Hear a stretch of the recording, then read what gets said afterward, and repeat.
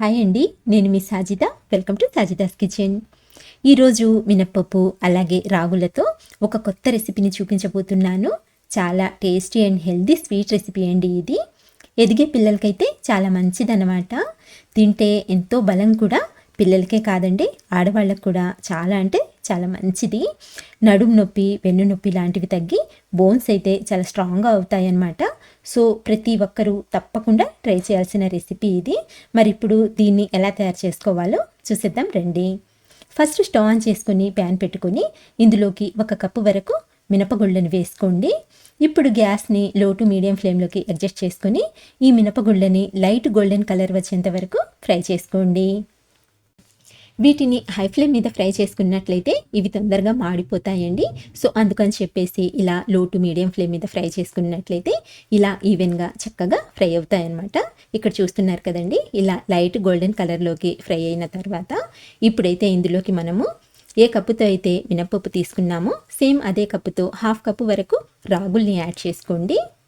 Next వచ్చేసి ఒక 10 వరకు బాదం పప్పుని కూడా యాడ్ చేసుకోండి. తర్వాత 7 లేదా 8 వరకు జీడిపప్పుని కూడా యాడ్ చేసుకొని ఇప్పుడు లో ఫ్లేమ్ మీద మరో 2-3 నిమిషాల వరకు ఈ రాగుల్ని కూడా దూరగా వేయించుకోవాలి.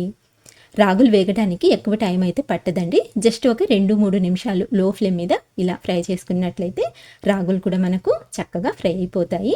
ఇక్కడ చూస్తున్నారు కదండి, ఇలా బాగా ఫ్రై అయిపోయిన తర్వాత ఇప్పుడు మనము స్టవ్ ఆఫ్ చేసేసుకొని వీటినైతే ఇప్పుడు వేరొక ప్లేట్లోకి ట్రాన్స్ఫర్ చేసేసుకుందాము.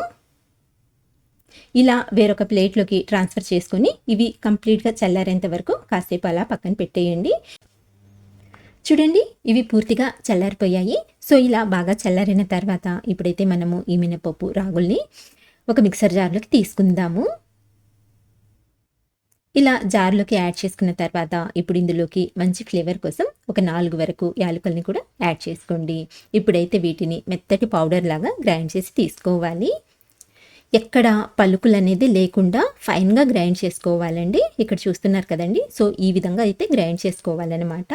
ఇలా మెత్తగా గ్రైండ్ చేసుకున్న ఈ పౌడర్ని అయితే ఇప్పుడు మనము రెడీగా పక్కన పెట్టుకొని స్టవ్ మీద వేరొక గిన్నె పెట్టుకొని ఇందులోకి ఏ కప్పుతో మినప్పప్పు తీసుకున్నామో సేమ్ అదే కప్పుతో 2 కప్పుల వరకు తురిమిన బెల్లం వేసుకోండి. అలాగే సేమ్ కప్పుతో 1 కప్పు వరకు నీళ్ళని పోసుకొని గ్యాస్ని మీడియం ఫ్లేమ్లో పెట్టుకొని ఈ బెల్లాన్ని మధ్య మధ్యలో కలుపుకుంటూ కరిగించుకోవాలి.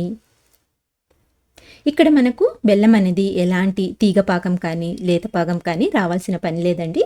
జస్ట్ మనకు బెల్లం కరిగి ఇలా ఈ వాటర్ మరగడం స్టార్ట్ అయితే సరిపోతుందన్నమాట. సో ఇప్పుడు దీన్ని తీసి పక్కన పెట్టేసుకుందాము. ఇప్పుడు స్టవ్ మీద వేరొక ప్యాన్ పెట్టుకొని సేమ్ కప్పుతో 1/2 కప్పు వరకు నెయ్యిని వేసుకోవాలి. ఇలా నెయ్యిని యాడ్ చేసుకున్న తర్వాత నెయ్యిని ఎక్కువగా వేడి చేయకూడదండి.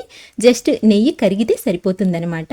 నెయ్యి కరిగిన తర్వాత మనం ముందుగా మిక్సీ పెట్టుకున్న ఈ పౌడర్ని ఇందులోకి యాడ్ చేసుకొని ఇప్పుడు నెయ్యిలో ఈ పౌడర్ అంతా చక్కగా కలిసేలా కలుపుకోవాలి. ఎక్కడ ఉండకట్టకుండా ఇలా సాఫ్ట్గా కలుపుకోవాలన్నమాట. అలాగే లో టు మీడియం ఫ్లేమ్ మీద దీన్నైతే ఇలా ఫ్రై చేసుకోవాలి. జస్ట్ 1 నిమిషం నుంచి 2 నిమిషాల వరకు, అంటే మరీ ఎక్కువగా ఫ్రై చేయకూడదండి. ఇందులో ఇలా లైట్గా బబుల్స్ ఎప్పుడైతే వస్తాయో సో అంతవరకు ఫ్రై చేసుకుంటే సరిపోతుంది.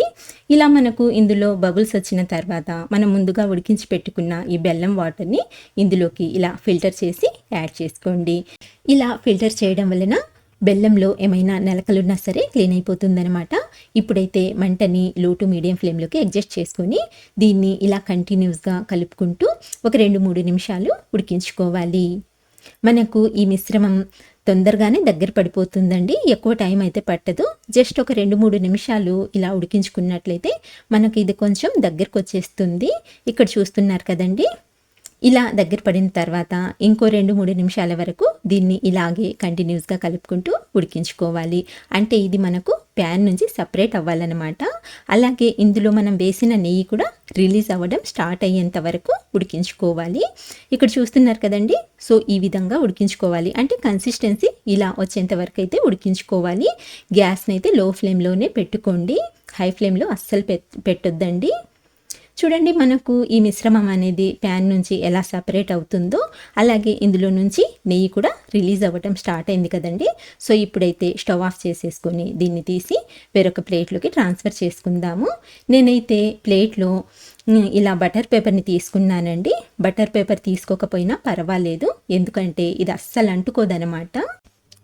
ఇలా ప్లేట్లోకి తీసుకున్న తర్వాత ఈ మిశ్రమాన్ని ఈవెన్గా స్ప్రెడ్ చేసుకుందాము. ఇలా స్పాచులాతో కానివ్వండి, లేదా చిన్న గ్లాస్తో అయినా సరే ఈవెన్గా ఈ విధంగా స్ప్రెడ్ చేసుకోండి. నేను ఇక్కడ స్క్వేర్ షేప్లోకి సెట్ చేస్తున్నానండి. మీరు కావాలనుకుంటే రౌండ్గా అయినా సరే స్ప్రెడ్ చేసుకోవచ్చు. సో ఇలా నీట్గా చక్కగా స్ప్రెడ్ చేసుకున్న తర్వాత దీన్ని పూర్తిగా చల్లారేంత వరకు పక్కన పెట్టేయండి. మీరు కావాలనుకుంటే ఫ్రిడ్జ్లో అయినా సరే పెట్టి తీసుకోవచ్చు అనమాట. ఇక్కడ చూడండి, ఇది కంప్లీట్గా చల్లారిపోయింది. ఇప్పుడు మనం దీన్ని పీసెస్ లాగా కట్ చేసుకుందాము. అంతేనండి, చాలా ఈజీగా, చాలా సింపుల్గా ఇంట్లోనే ఈ హెల్దీ రెసిపీని నిమిషాల్లో ప్రిపేర్ చేసుకోవచ్చు. సో మీరు కూడా తప్పకుండా ట్రై చేయండి. పిల్లలకైతే చాలా మంచిదండి, అలాగే ఆడవాళ్ళకు కూడా చాలా అంటే చాలా హెల్దీ అనమాట. తప్పకుండా ట్రై చేసి చూడండి. అలాగే ఫ్రెండ్స్, మీకు ఈ రెసిపీ నచ్చినట్లయితే చిన్న లైక్ ఇవ్వటం అయితే మర్చిపోవద్దు. అలాగే మంచి మంచి టేస్టీ రెసిపీస్ కోసం మన ఛానల్ అయితే మర్చిపోకుండా సబ్స్క్రైబ్ చేసుకోండి. ఇంకొక మంచి రెసిపీతో మళ్ళీ కలుస్తాను. అంతవరకు బాయ్ అండి. Thank you for watching.